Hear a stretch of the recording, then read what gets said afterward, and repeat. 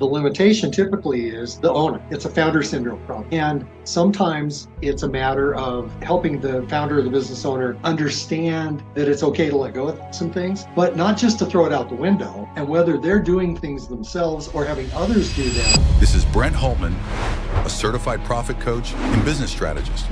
He helps entrepreneurs and small business owners grow revenue, streamline operations, and scale their businesses with proven strategies and actionable insights.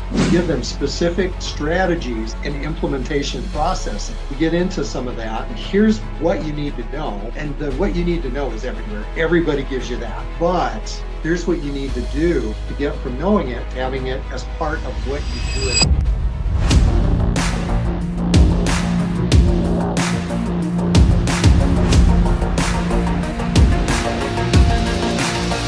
What's up, everybody? This is Ryan Van Ornum back with another episode of Scaling Up Success powered by Cynergists.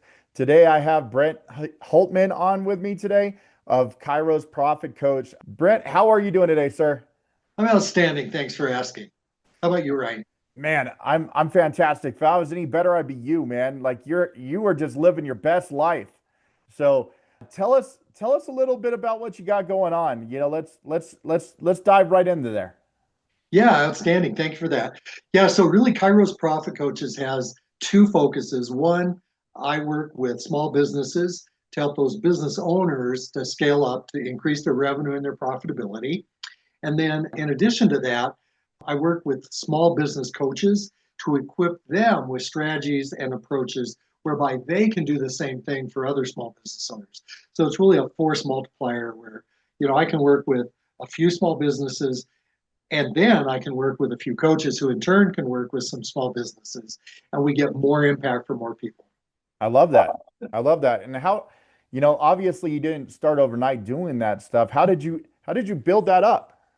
Gosh, it's really been a lifelong journey. I've always been interested in business and entrepreneurial activities. I started out as an elementary school kid, the excess tomatoes and cucumbers that were in the garden. I took them door to door and sold them, and it got to the point where the neighbors would stop me and say, "So when is the produce coming in?" And so it's really been truly a lifelong journey, and working with tech startups to coaching businesses to you name it, large and small. So, really the theme throughout has been how to impact other people and how to work together to get the most benefit to the most folks.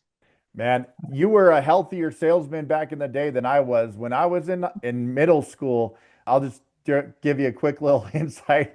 Middle school, I went to the local donut shop and I would buy a dozen donuts, and they were like this big. They were huge. And I would buy them for $1 and sell them for $3 to my classmates. So but you were so much healthier with selling the vegetables as opposed to the donuts. So I like your style. If you could sell vegetables, you could sell anything, my friend. Nice work. So what have you seen with businesses right now that are like, where's the bottlenecks that you've been seeing with a lot of people trying to scale lately? Wow, and that's an excellent question. And right now is a unique phenomenon in that, we've been through a lot. There's COVID, and the list goes on, right? But what's really the biggest bottleneck, if you will, is people's uncertainty and the fear factor, where I think a lot of small businesses and bigger businesses as well, they're really uncertain about what's next. So a lot of them are sitting on their hands and doing nothing. And of course, that really is a concern, because if you do nothing long enough, inevitably the outcome is not a good thing. Right. And like how many times that you see that like people are just polarized by fear as a whole, man. And then what happens is it almost creates like complacency, because like we're getting by. But like to me, and tell me if I'm wrong, but like complacency to me is like the killer of most business. Oh, you're so right. You're so right. And that hesitation, the fear that leads to the inertia and that complacency. I think back to COVID, I had two clients. One was both construction companies. One was ready to decide how to make things happen during that lockdown and all that craziness. They doubled their revenue and profit. Another business, same areas, similar kind of deal. The guy freaked out, laid off all his people, sold off everything, and retired. Oh my So gosh. he did okay, but his business was gone. His people had to go figure out, okay, now what? And so to me, that's just a classic example. And today, I look at, for example, people who were heavily dependent on federal contract and procurement, who or tax relief kind of situations where there's certain sectors that's really huge impact. Well, you don't know how long or how much. So now would really be a good time to start at least researching potential for pivot, ways to shift into other spaces, and maybe actually end up thriving in spite of it while everybody else is going out of business. So there's two analogies that come to my head as we talk about this. The first is like the analogy of the buffalo, right? The buffalo is one of the few animals that charges into the storm.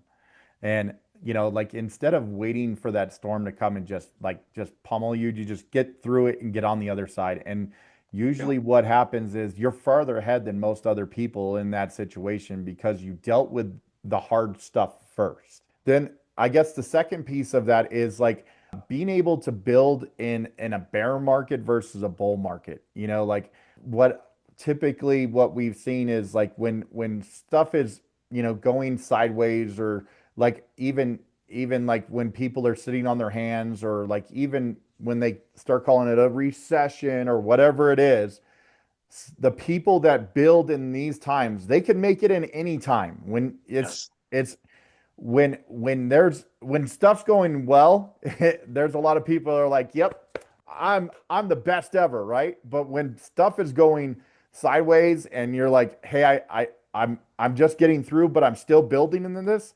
Those are the companies that like are really going to take over when it starts going well. Can you comment on those two things that I talked about? Yeah, I couldn't agree more because really that strength that's built through pushing into the adversity, if you can push forward in the worst of times, you can just skyrocket when things are good. Plus, you've got some momentum where you're not doing a cold start and you're ahead of everybody else because you're pressing forward. You're actually leaning into an opportunity where you can just, break loose as soon as things improve. Whereas everybody else kind of comes along and, they start off the same line at the same time. And then a lot of times that's where we keep getting those repeating cycles of business owners don't want to compete on price, but they've avoided anything that they might perceive as risky or where it's just a lot of effort. So at the end of the day, they wait till things are better, and then they all end up saying the same thing and competing on price. And of course, what they're really doing is entering a race to the bottom. Right. The one of my mentors in business told me, in the absence of value, it always comes back to price. Absolutely. So how do you coach your clients to be able to handle that objection around price and more about value? Yeah, and actually in Time for Profit, one of my books talks specifically about the fact that because a small business can't afford a big hammer like the big global companies have, where, companies that everybody on the planet knows by name still spend hundreds of millions of dollars on marketing and advertising because they want to stay where they are and they can afford to do that.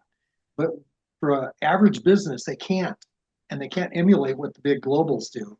So what they really need to do is have a sharper nail. In other words, they need to really have a tight, spot on understanding of who their ideal client is, how they differentiate themselves from their competition, and the specific value and benefit that their ideal clients get from working with them. Therefore, it's not a commodity, how cheap is the whatever available for. It's these folks get me as the consumer or as the customer, and they understand exactly what my problem is, and they've got a spot on solution for me. And that sets you apart to where, there's always some consideration of, best value, but there's a lot more to value than price. I love that. I couldn't have said it better. So you basically have to be the Liam Neeson of your business industry. You have to have a particular set of skills. I love that analogy. So that's, that's the kind of, if you get that granular with what you do, now you set yourself apart from everybody else, and your value proposition is much more succinct, and people will remember you because of it. Yep. Spot on. Love it. Awesome. So one of the things, and we talked about this a little bit already, but the industries and the markets are kind of like in flex. How do people stay ahead of industry trends right now, man? With what you got going on, you're always kind of seeing what's happening. Can you give some advice to some business owners right now on that? Yeah. And, one of the interesting things is talking with business owners very regularly. If you ask them, so do you see a certain thing happening in your industry? It's really interesting how often business owners will say, well, I really don't pay any attention to my industry, which. That's a kiss of death. Exactly. And if that in fact is true, you're right, it's a kiss to death. And then the other part of it that's a bit of I'm confused by this is, how do you compete, even if it's only on price, if you're completely out of the loop on what's going on with your competition and in your industry? So opposite that, investing energy in being aware of what's going on in the industry and how you can really separate yourself from the pack. And you got to look at the competition so that you can see what everybody's saying, what everybody's doing, and not do that. I played and coached in college for volleyball. And one of the things, if you're not scouting your competition ahead of time and you're coming in with a game plan, you're basically just telling us we want to get our tails kicked as soon as we come on the court. So staying in your own little bubble and sticking your head in the sand. Where do you go with that? How do you help a business owner that feels that way? Well, and sometimes it's by awareness of impact. And what comes to mind in that context is, think about all of the huge companies that at one point were the dominant player in whatever, Blockbuster Video, you name it, where they thought they had it nailed and they weren't paying attention. And they're gone. Right. And, I could name for the rest of the day examples like that. But to help businesses of all sizes understand that if you're not looking at a couple of things, one, what's the competition doing? What's technology's impact? Because that's become huge. And how can you separate yourself from the pack, like I said, and leverage your differentiation along with technology to assure that you're maintaining that edge? I love that. And that was actually my next question was what's the role of technology played in today's businesses? It's not just the tech industry now. Would you agree? Every facet of business is affected by technology in one way or another right now, right? It absolutely is. In fact, internally with coaches, we talk about how critical a tool AI has become, really in everything. But, for most business owners, if they're not understanding, first of all, it's not a alternative to us. It's a very powerful tool for human beings to use and for business owners to leverage. And understanding how to really take advantage of that and stay in sync with that as it benefits growth and innovation and all the different things that keep us sharp, such that we can have people do more valuable work, really let the AI provide stronger foundations so that we get the opportunity to continue to thrive as we're utilizing those things. And I think about people that say, well, I'm not going to get into AI. It reminds me of the point in time when people thought that automobiles were passing fad. Yeah. And the thing that I see too is there's a lot of people that live in fear because of those things. Sure. And it's the fear of the unknown. Instead of diving into it just a little bit, as long as it's not Terminator 2 Skynet type of stuff. Right. This stuff is where it's actually going to help you be more productive. And, maybe it's a shameless plug, but, Cynergists, we can help with this kind of stuff. This is what we focus on, is the AI side of stuff. But it's putting the right type of technology into your business. So Yeah. then now you're way more productive, or your team is way more productive to be able to grow and enhance your business. Would you agree? Oh, totally agree. Yeah, and I'm glad you did the shameless plug because there's certain things that we should own, and there's certain things we should partner with people who really are doing a lot of that heavy lifting and keeping current, so we don't have to be as deep in the weeds with those things. Absolutely. Because then you get better at doing what you do. That's right. Because to me, like I don't want to be my own assistant. I suck at that job. And like I would rather make more money by doing more sales, whether it's like being able to get more contracting painting jobs, or like whatever role that I am in a certain industry. I Yeah. would rather be good at what I do than trying to be my own assistant. Oh, you're so right. Yeah, and you think about a joke that I use once in a while is a lot of small business owners are truly CEOs, Mhm. chief everything officers. Right. And it's a fear thing. They're afraid to let go. They're concerned that if they don't do it, it's not going to be done right. And they've just never been helped to understand how to create procedures, how to equip people to do things and empower them to do things and have procedures so there's a consistent, sustainable, and repeatable model. And that's all stuff that I like to get into with small business owners because it's overwhelming. It's exhausting trying to do everything all by yourself. And it's such a huge limiter. So how many businesses have you seen along the way that have grown up from like that they started on their own, and then now they've grown to, I don't know, maybe a half dozen, maybe 10 people, but they're still trying to like manage everything themselves instead of being able to, because maybe they're not good at understanding how to build standing operating procedures or certain aspects of processes that can really increase the functionality and the profitability of a business. Yeah, and it's common, very, very common, because you have that, this company, they've been in business 20 years and their revenue is X. And it's like they hit a ceiling. Well, the limitation typically is the owner. It's a founder syndrome problem. And sometimes it's a matter of helping the founder or the business owner understand that it's okay to let go of some things, but not just to throw it out the window, and whether they're doing things themselves or having others do them to give them specific strategies and implementation processes. And that's in time for profit. We get into some of that of, here's what you need to know. And what you need to know is everywhere. Everybody gives you that. But here's what you need to do to get from knowing it to having it as part of what you do every day. And So that's really the secret sauce. So I'm going to go a little bit more into our conversation that we've had in the past for our audience, that you actually took me through an assessment of certain things that could help grow our business at a certain level at different ways. And it was really revealing. And you could talk about this too, that like being open and honest about your business, if you didn't know certain things about your business or different levels of it, it's amazing where that profitability can really scale pretty quickly. And that's the assessment that you put me through. So go ahead and talk a little bit more about that. Yeah, and Ryan, thanks for mentioning that because it's kind of the case of we don't know what we don't know.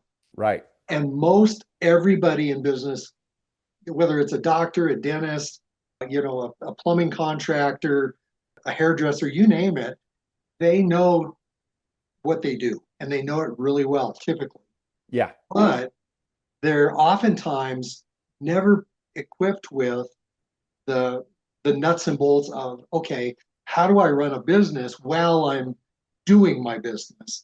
And even people with MBAs, oftentimes going through that process, like what you and I did, they'll say, you know what? They didn't cover any of this when I got my MBA. Right. And what this is about is those, exposing those things that we need that we don't know we don't know. And then once we know it, having the courage to recognize that I can either just continue on the way I am and continue to get the outcome I've always gotten, And we all know what that's the definition of, right? Yeah. Or Yeah. we can recognize that, there are some very specific things, and it's not like I have to take a bulldozer through the front door. It's small incremental changes that come together and create a compound impact, like what you and I looked at with your business. Right. It's like this and this and this, and you put it all together, and it's a pretty striking impact. But each little piece along the way is a doable task that you can get your head around and put in play. And this is where I think having a coach is really beneficial. And I'll just kind of use the analogy of, I'm a big sports fan. So like back in the day, Michael Jordan, MJ, he was the GOAT, the greatest of all time in basketball. But he didn't start there. He had Doug Collins as a coach, who was a very good coach. They made the playoffs all the time, but he didn't get past the certain round. He got kicked out by the Pistons a couple years in a row, and he lost to a couple other teams along the way. And then Phil Jackson came in, and then Phil Jackson and him won 6 championships together because it was a different voice. He had the right coaching at the right time with the right people surrounded around him, and watched what could happen. So yeah, that's my plug for you and the gangster that you are in the side of business coaching. So, it really takes people to another level as having a business coach. So kudos to you, sir. Thank you so much, Ryan. And I appreciate what you said. And I have coaches, I coach coaches, and all of us, if we want to really be at the top of our game, I love the analogy, because you think about it, I don't care if it's tennis, golf, football, basketball, the people that really are top of their game and really are making things happen, they all have coaches. Absolutely. And that's where, because you can't see it all. You really can't. Right. Yeah. I mean, even as a business owner, like I try to stay above, like I try to stay at like 10,000 foot view. Like I have 15 employees that work for me. I have a sales team of 6 or 8 people right now. My sales team in the process, and the director of operations handles a lot of that kind of stuff. They're like the grass. They're on the ground making sure that all those operations are happening. I try to stay at 5 to 10,000 feet, but there's like the 30,000 foot view that I'm missing. And that's the thing that people can't, you got to get out of your own way. Like you got to be able to have that coach, like that's seen it, been through it all with so many other people. And like, hey, you want to take your business to another level? Here's the things that you're missing. You're like, oh my God, why didn't I see that? It's because like, I haven't been through it before. You have. Well, and Ryan, remember when we first started talking, I asked you, how much time business owners in your industry spend not fighting fires and working in their business, but actually working on their business. Right. We went into the formula of the specific things to work on. And for most business owners, before I show them that, they work in their business because stuff's on fire and it's comfortable. They know how to work in their business. But a lot of them, if you said, okay, do you spend 20% of your time working on your business? And whether you're spending any time on it or up to 20%, what specifically are you working on? Because a lot of times you say, yeah, everybody knows we should work on our businesses. But then if you follow that up with, what specifically would you work on during that work on your business time? Most people have never been equipped with specific things that make sense to get a return on investment for that time. I love it. Couldn't have said it better. So as we've kind of, wrapping this thing up, one of the things that I always ask people is like, what's one piece of advice that you would give to somebody that's like starting their entrepreneurial journey? Is it like, let me give you 2 scenarios. And because this is what I like hearing from business coaches. Is it better to start your own business or to buy a business? Wow. There's trade-offs. And let me start with buy a business. Some years ago, a friend of mine was deciding to move from a large corporate kind of situation where he had some money coming with him. And he's trying to decide, what should I do? And what he finally landed on was a used auto parts salvage yard. And he said, this thing, I've got people that that know that industry inside out. They love doing it. I just have to show up, do the books, and keep an eye on things. And he said, what I realized is the less sexy at a cocktail party a business opportunity is, the better investment it is. So I say that to say, if you're going to buy a business, be thoughtful about what you're getting, what its impact is going to be, and if it's something that works for you. That would be the one thing. And then the other piece of it is, if your heart and soul is into it's got to be my baby and I'm going to start it from scratch, take a look and be sure that it really is something that solves a problem that somebody else is aware they have and that they really want a solution to. Because if they don't want what you got, I don't care what you do, you really don't have a business. Man, you are spot on with all of this stuff today. So, man, thank you so much for coming on and being a part of this. I could talk to you for hours. It's just a delight to have you on the show. And if people are interested in your books, if people are interested in your business, how can people get a hold of you? You know, I'm on LinkedIn. Brent Hultman is how to get to me on LinkedIn. That's always a good way to connect. And then the other would be kairosprofitcoach.com. And that's Kairos profit, Profit, coach. So all just a string.com. And actually the Time for Profit book is available there as a free download. My Engage, How to Attract and Inspire High Performance Teams is available on Amazon. And I think I may be the only Brent Hultman author on Amazon with that book. So, you know, LinkedIn, my website, kairosprofitcoach.com, or if you want to look at the leadership book, which is fairly autobiographical. So if you feel offended by it, no, I'm really not talking about you. I'm talking about myself. So those are probably the best ways. I love it. I love it. And all that stuff is down in the product in the description below, in the comments as well. Brent, it's been an absolute pleasure having you on. Thank you so much for being a part of the Scaling Up Success podcast. Always a pleasure, Ryan. Take care. Awesome. Thank you so much. Once again, Ryan Van Ornum, Scaling Up Success podcast, brought to you by Cynergists. Have a wonderful day, everyone.